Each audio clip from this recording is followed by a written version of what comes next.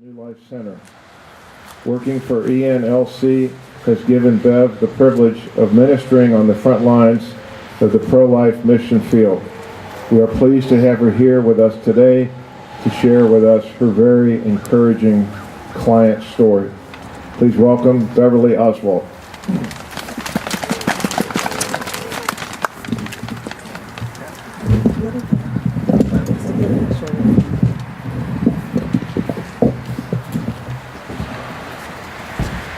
Thank you for inviting me to speak today. I'm here to share a story with you about a client. She was a young woman served by a women's center over 30 years ago. She was the baby girl of a large Catholic family. She lived a very sheltered and structured home life. Her parents were former Army, so their home life was very strict. She was a good girl. She had faith in God. She was pretty, but not very popular. She was the first in her family to go away to college, and therefore she had an internal pressure to succeed. She bloomed, and she received a lot of attention from the boys, but she wasn't quite sure how to process it. She became part of a partying crowd, and she didn't continue her walk with Christ. By her third year in college, she settled down with one boy, but when he graduated, a year ahead of her, the relationship didn't survive. She became very promiscuous, ended up pregnant, and she didn't know who the father of the baby was. She looked at herself in the mirror, and she cried. She went to a local bar and ordered a drink and thought, I have two choices. I can kill myself, or I can have an abortion. The thought of letting down her parents, her family, and everyone who supported her to get her college degree just was not an option. She chose an abortion right here in this building. Like 84% of other women facing an unplanned pregnancy, she thought she had no other option. But God had another plan. Her first appointment at the abortion clinic came and went. She just couldn't go.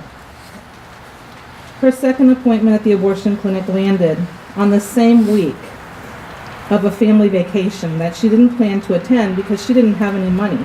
She was a poor college student. She thought this would be perfect. No one would be home when she did it. Her parents offered to pay her way and take her on the family vacation. She never scheduled the third appointment.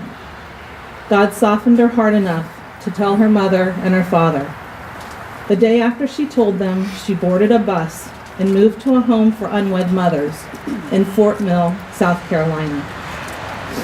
The facility was set up as an adoption center. Her intention was to give the baby up for adoption and finish her schooling, but she only stayed 3 months. Her mom and dad called her and asked her to come home.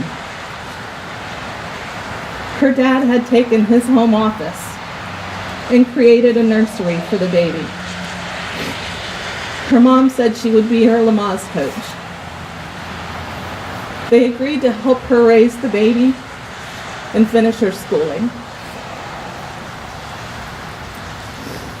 It was a girl.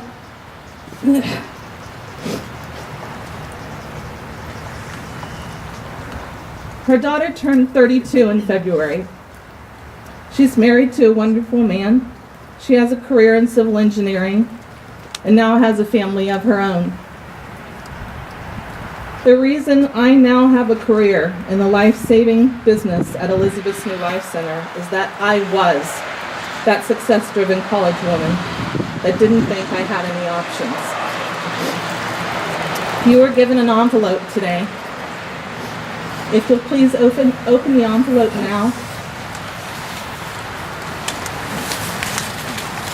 and pull out the postcard.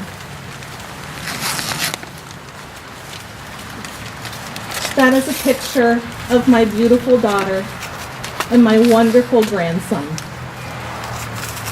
God created beauty from ashes. Praise the Lord. Well, it's been 32 years, and I still cry of God's grace and the beautiful story that I can now share with others.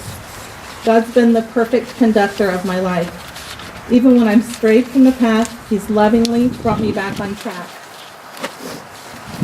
Often the women we see in our centers come in with tunnel vision, and they want an immediate solution to their quote-unquote problem. So I like to tell others about the fact that I survived. I finished my schooling. My family is thriving. I now have 2 daughters and 6 grandchildren. I have a wonderful husband, and I'm a respected professional. I'm blessed with 2 careers currently, and I'd like to tell you about both of them. When I was living at the Women's Center in South Carolina, my dad wrote me multiple letters, and I saved every one of them in a folder marked personal papers. In one of the letters, he told me he had decided to go to school and become a realtor. After working in the field for a number of years, he began to strongly suggest I pursue a career in real estate because we had very similar personalities, and he believed I'd be successful. Several years ago, I started thinking about going into real estate, but I kept back-burnering the idea. For some odd reason, I had to get into that folder of personal papers and came across the letter my dad had written me. I read every one of them in a pool of tears. He has since passed away, but I felt like he was telling me, "Go to school, kid." So I did. I now have a successful career as a real estate agent for Iron Gate Realtors. I also have the privilege of serving God in our community as the Director of Development for Elizabeth's New Life Center. How appropriate for God to call me into this ministry. Even in my youth, He saw the big picture. You see, my given confirmation name was Saint Dempsna. How did my grandmother know when she gave me that strange name, and weird to my peers because they were all choosing St. Mary and St. Teresa? How'd she know I'd be in the life-saving business just as St. Dempsna rescued the babies left to die outside the city of Geel in the 7th century? Isn't God amazing?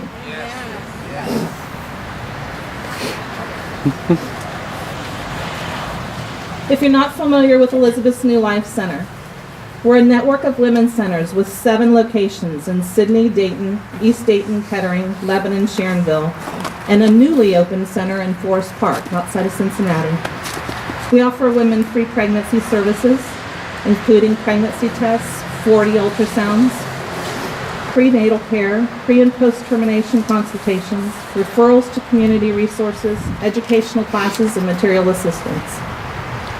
We're also the parent company to Marriage Works Ohio, which offers enrichment classes and relationship programs. We're a 501c3, so a nonprofit, and all of our services are free. I'd like to take this opportunity to invite all of you to our Dayton Partnership Banquet.